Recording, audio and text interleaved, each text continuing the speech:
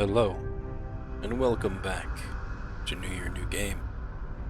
This is where I attempt to play 365 games from my Steam library that I've never played before. This is game 289, Omen Exitio, Plague. This is a game that is inspired by the Choose Your Own Adventure Path books from the 80s and 90s. It is also in a Lovecraftian fashion, which I enjoy a good Lovecraftian story. And so I did put a lot of games that are Lovecraftian into the 2023 October folder. Investigating a paranormal disease that threatens to eradicate humanity in this unsettling Lovecraftian adventure. Inspired by the Choose Your Own Adventure game books of the 80s and 90s, your choices will determine the story, your character's destiny, and the future of humanity. It's an indie game. It's an interactive fiction, and it's story-rich. And I do love me a good story, especially when I get to choose the adventure and choose the direction that the story goes. Something tells me, though, a lot of them are just going to end badly. But hey, that happens in Lovecraftian stories. Not everything has a good ending. Anyways, without further ado, let's get in the game. Oh, and before we start, I should turn my chroma key on, so that way my face doesn't block the game. There we go. Isn't that better?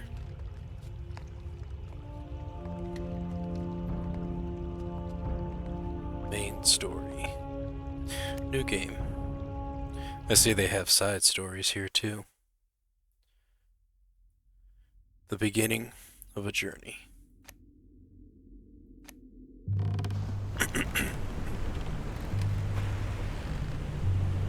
You are accompanied by the sounds of the rigging rustling in the wind and the swelling of the waves as you stroll along the ship's deck. Its rocking invokes a slight sense of nausea, the wood groaning faintly with your every step, as if something inside wanted to scream, but didn't quite have the energy. A journey. A long journey. Your ship is headed for Zanzibar. How long have you been at sea? You cannot even remember. The days follow one another, never changing.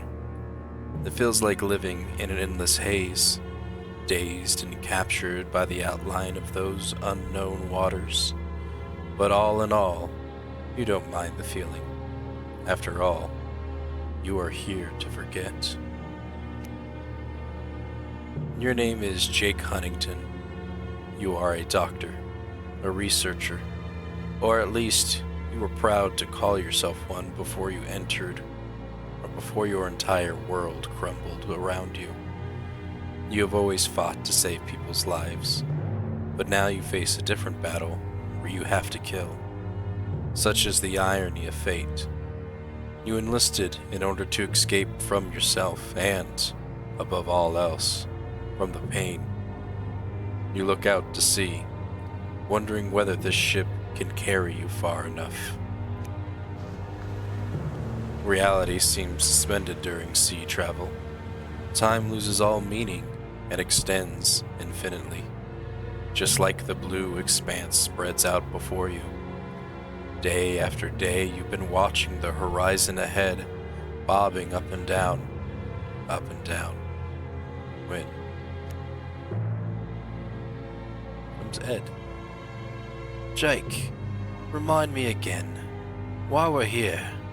It feels like all this water has wiped my memory clean. The voice belonged to Ed O'Bannon, a blonde Irish boy. He can't be much older than 16, and, just like every other evening, he's had a drop too much to drink. Yet he blames the long voyage for his memory lapse. Let's indulge, Ed. O'Bannon, I've no idea why they're sending us over this forsaken island on the other side of the world. And let me tell you, I don't even care. All I know is that tomorrow we'll be there. At last. With these words, you leave Ed to his goddamned Irish drinking songs and head below deck. It's time to sleep. You're lying in your bunk, and just like every other night for the best part of a year, you're having a hard time falling asleep. You toss and turn in your sweat-soaked sheets until... Ryan. Jake, are you asleep? It's Ryan Vespucci, the man in the bunk next to yours. He is the assistant cook, hailing from Italy. Suddenly you remember that tomorrow it's your turn in the ship's mess.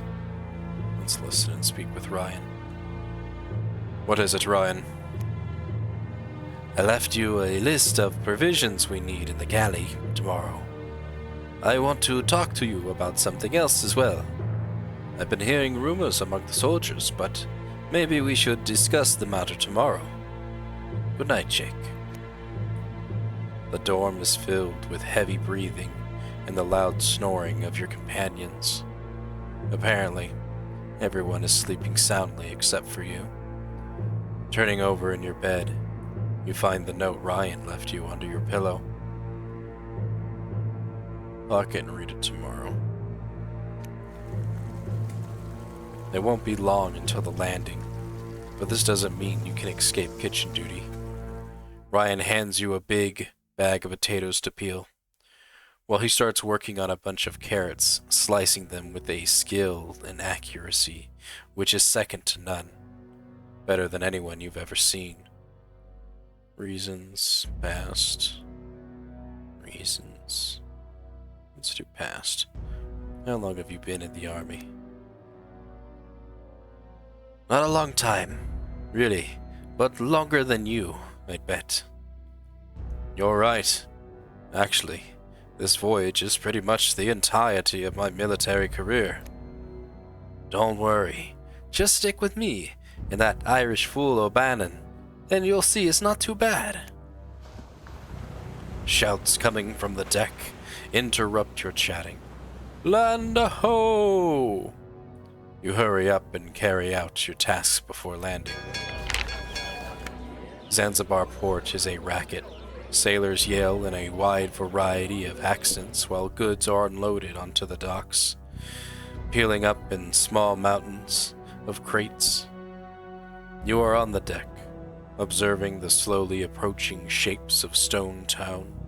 Soon, at last, you will once again set foot on solid ground. You are granted some free time, so you treat yourself to a stroll around town. You are walking along the quay when a beggar approaches you. His rough, hooded tunic covers his face. He reeks and walks with a limp, leaning heavily on a stick. Even though you don't understand what he's saying, you understand from his gesture that he's asking for charity. I guess we'll help. You give him alms. You hand out a coin to the beggar, and as he reaches out to grab it, you notice a tattoo on the inside of his wrist. You only get a glimpse of it, but it strikes you with its peculiarity. It's a word I'm gonna struggle with. The simple shape reminds you of an eye. The beggar tries to get your attention and follows you. He grabs your shirt, forcing you to stop. He slips his hand into your pocket, and then suddenly starts running. His apparent disability has gone, and he's no longer limping. We're gonna chase him. The beggar runs along the dock as nimbly as an acrobat, when two sailors carrying some bulky crates pop out in front of him. He vaults clear over them as easily as if he were stepping over them. The sailors stop to yell at him, dropping the crates and blocking your path. Let's go around. You swerve right and sprint past the obstacles, ignoring the men and running straight towards the beggar.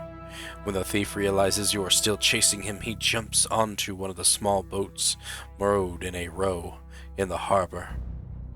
He hops effortlessly from one boat to the next in spite of their movement, and quickly gets away. Before continuing the chase, you better make sure he has actually stolen something valuable. You won't give up, you'll catch the thief no matter the cost. Working up the courage, you continue the chase, hopping onto the moored boats.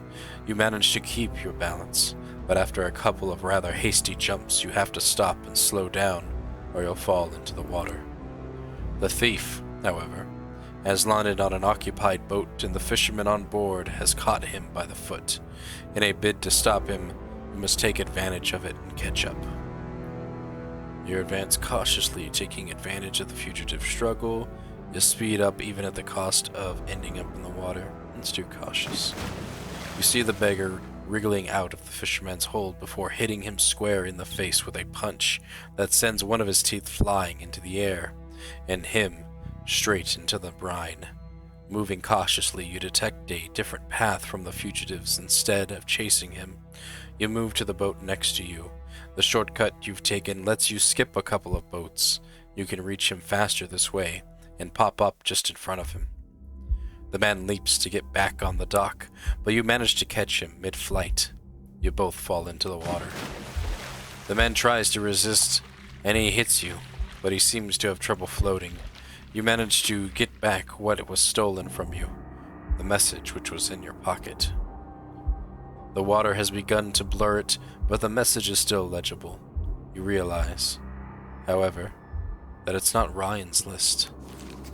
Jake, you think you joined the army to atone for your sins, but you're mistaken. You're not headed for Zanzibar by chance. What you will see over there will change your perspective so much that you will turn to your old profession once again. And during this journey, you will discover that you have a friend.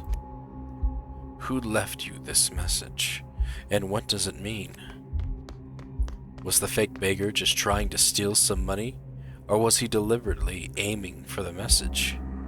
While you are engrossed in your thoughts, the thief manages to escape. You don't bother following him. You slowly swim to the dock and get out of the water. You are still confused about what just happened when Ryan approaches you on the dock. Jake, the hell are you doing? Leave's over. You've been called to muster. You follow the half-Italian to the dock of your ship. The troop is examined and soon makes its way to headquarters. You march with the squadron you were assigned to. Lost in your thought, you expected an entirely different welcome from Zanzibar. Continue. With sweat and blood.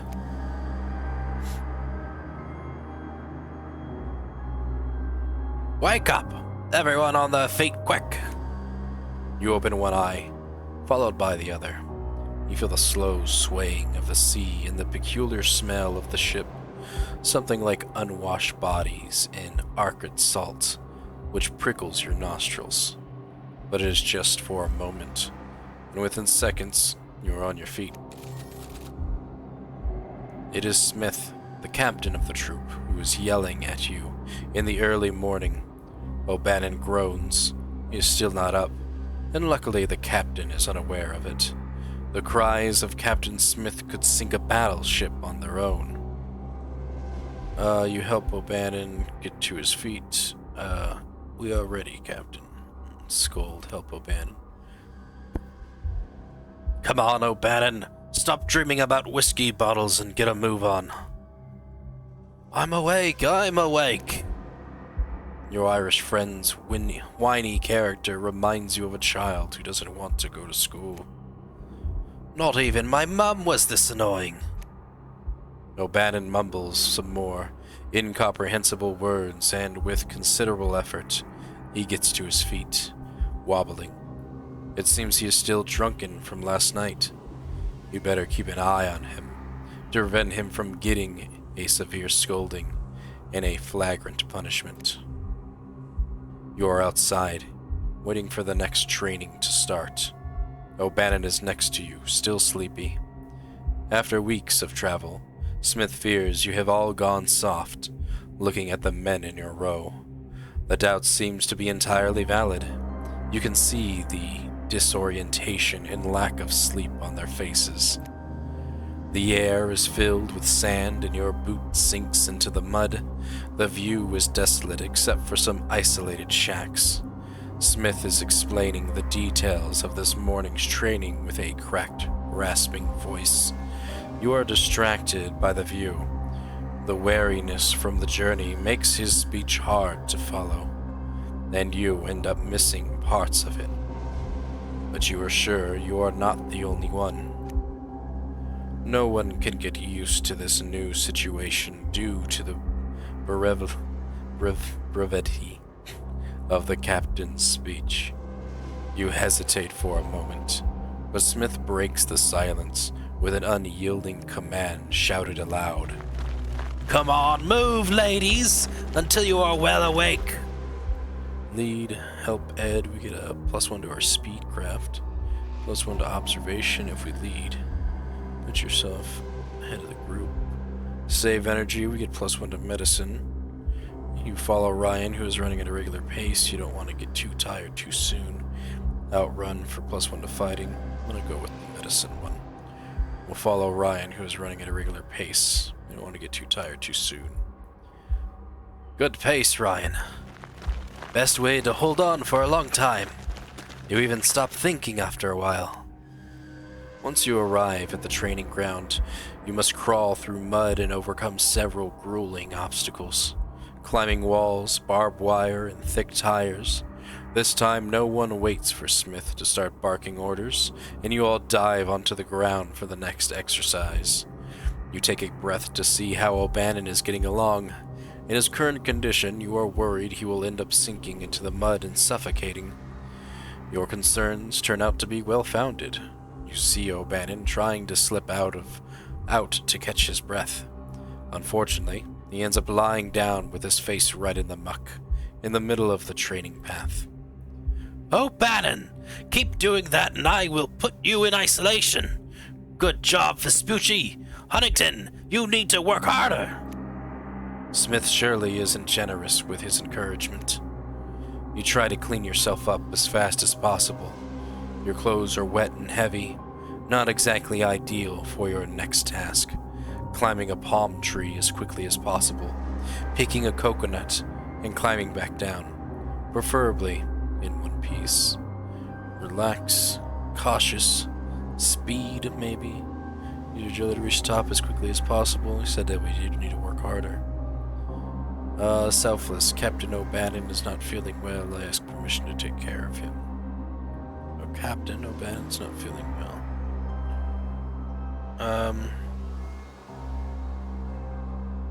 Part of me wants to do a selfless, but I think we're going to do a speed. You're fast, but hasteness has its risk. Your feet miss the footholds twice, leaving you hanging by your arms. It's not an easy task, but your stubbornness rewards you, and you grasp your spherical trophy. It's time for the gun test. Smith examines you quickly with grave glance, while a soldier hands you a rifle. The task is simple. You need to hit the target. Thoughtful, you shoot with your rifle, then encourage O'Bannon to imitate you, trying to be convincing. Before shooting, you check every part of the rifle to ensure it works perfectly. You shoot without overthinking. Or calm, you are nervous and your hands are shaking. Try to relax before shooting. Let's do it confident. You take position, aim, and shoot, trying to be more of a machine than a man. Your shot almost hits the bullseye, less than an inch away from center. Great shot, Huntington! After the shooting range, Smith takes you to a large, flat, dusty area. In front of you, there are a series of worn-out cannons. Smith wastes no time in pairing off the men to cooperate in both the maintenance and actual use of the cannons. He probably wants to test your teamwork skills. You find yourself paired with O'Bannon, who joyfully comes to you, stumbling a bit. Independent, you force O'Bannon to stay quiet. You manage the shooting by yourself. No, watch. You observe how your comrades work. You want to improve your technique and have a better result. No, manage. You carry out the task trying to prevent O'Bannon from helping too much. No. Authoritarian, you pressure O'Bannon into helping you. It's either authoritarian or watch. You observe how your comrades work. You want to improve your technique and have a better result. Let's do that. You carefully watch the other pairs busy with their cannons. O'Bannon is too preoccupied with his headache to help you much. You mimic 2 skilled soldiers, and all in all, you manage to shoot decently. Smith is not satisfied at all, and he sharply explains your next task. It's time to practice hand-to-hand combat. Naturally, you are paired with O'Bannon. You look at your partner, assessing his state. He is still a bit dazed, but at least he is standing, and seems a little more aware, so you get set to carry out the task. Cunning, you decide to distract O'Bannon. Responsive, you try to strike O'Bannon to stun him without hurting him too much. Aggressive, you attack without giving O'Bannon time to respond. Defensive, you block and dodge O'Bannon's blows. I think I'm gonna do a responsive. O'Bannon hesitates for a few moments, then starts to hit you. You exchange some blows, then you manage to land a punch between his neck and shoulder. You have planned it well. O'Bannon falls to the ground, semi-conscious. Victory is yours. Smith stares at you for a couple of seconds, then he mumbles something, but he seems pleased. His orders you to get started on the next task. Once again, you are to practice hand-to-hand combat, but this time your opponent is Vespucci. You look at him and he smiles. You both know he's stronger than you. Careful, you try to limit the damage, raising your hands to protect the most vulnerable parts. Analysis, you try to buy time in order to find and fault in his guard. Counterattack, you try not to give him time to attack. Quick, you focus on dodging his blows. Try to buy time in order to find and fault in his guard. Let's do that one. You decided the best strategy is to observe Vespucci's technique. You take your time, you dodge and block his blows. You are getting tired and you feel pain where you have been hit, but your strategy pays off. You realize Vespucci's guard is full of openings. You'd hit him a well-calibrated jab to the chin, knocking him down. As your comrade brushes the dust off his trousers, you hold out your hand with a smile. Ryan smiles back, takes your hand and gets up, congratulating you on the good fight.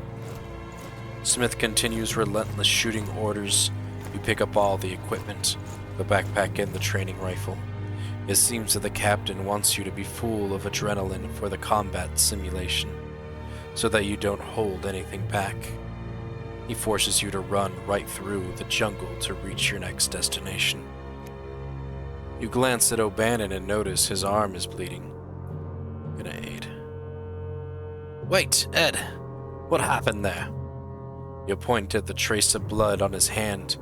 O'Bannon shrugs to minimize his injuries, and you answer with a smirk, gesturing at him to come towards you. You wash the wound and bandage it. Come here, Ed. As slow as you are, we will be last anyway.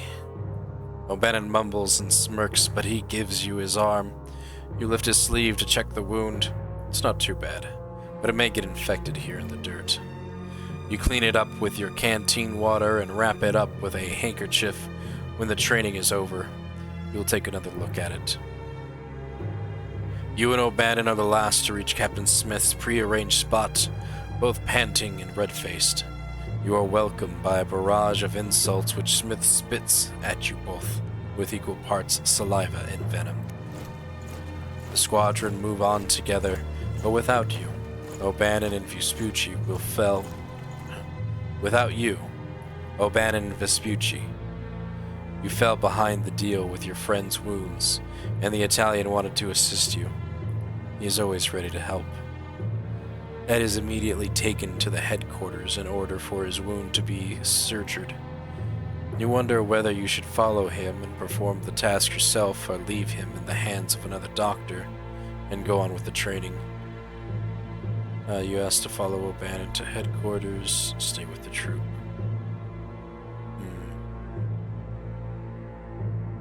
No, he's going to another doctor, right? Guess we should continue. You notice two sergeants talking, so you and Vespucci move forward silently to listen. First sergeant: "This is very realistic battle simulation." Second sergeant: "Keep it to yourself, but I've heard that we soon will be heading into action. The political situation here is unstable." You look at Vespucci, just next to you. He gravely nods. "This rumor has been spreading amongst the men for a while. Hearing it from the officers doesn't comfort me at all." Now it's time for the last part of the training. Teamwork. The troop stops near the abandoned fortress, and the two groups are ordered to get into formation. One will attack the walls, the other will handle the artillery, either bombarding the weak walls of the fort or providing cover for the frontline soldiers. Let's do artillery. The orders are clear. You have to take the fort as quickly as possible while trying to limit the enemy's counterattack, and you must decide which strategy to use. Hit beyond the walls to offer cover for the men who are advancing, or hit the same point over and over again with cannons in order to breach the walls. Let's do that. These are intense moments filled with shouts, blast, and dust. The simulated battle seems quite real. The day is now coming to an end, and the mock attack on the fort has been carried out. The men are all exhausted, yourself included. "I'm proud of you all. Today you made a real effort. Tomorrow we could even go on the attack. But for now, it's time to rest and refresh ourselves." The day's light has almost disappeared below the horizon when your captain brings the soldiers back together. He has an important message for all the men. He has not yet started to talk. He is waiting for everyone to sit down, but you can feel some serious tension filling the air. "The pro-British Sultan Hamad bin Thuwaini, ruler of Zanzibar, died on the day of your arrival on the island, and Khalid, an illegitimate ruler, has since taken his place. An ultimatum has been sent to Khalid requesting that he abdicate peacefully. That ultimatum will expire tomorrow morning." Continue. You get 4 experience points. I didn't realize getting experience for all this. I actually think we are probably past 30 minutes at this point. No, we're at 27. Alright, I guess I'll keep going. Your squadron is lined up in the courtyard of the headquarters.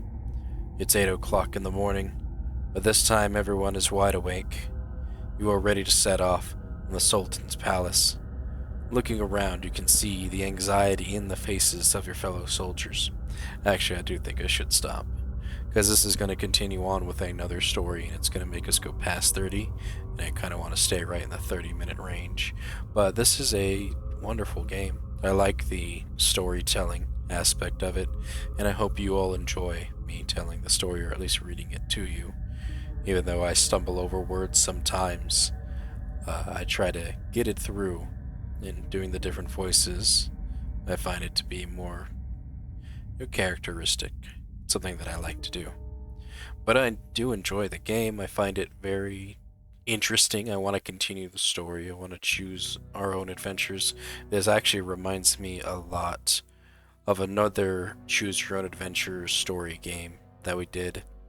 I can't think of the name of the game off the top of my head, but it played very similar, and like, your actions would give you different types of abilities. You can go right over here to our character sheet, and we can see everything that we have here, where our fighting's at 1, observation 2, medicine 2, agility 1, speechcraft not so high. But yeah, we have experience and stuff that we get, so we can add that to speechcraft, so we get a little bit more.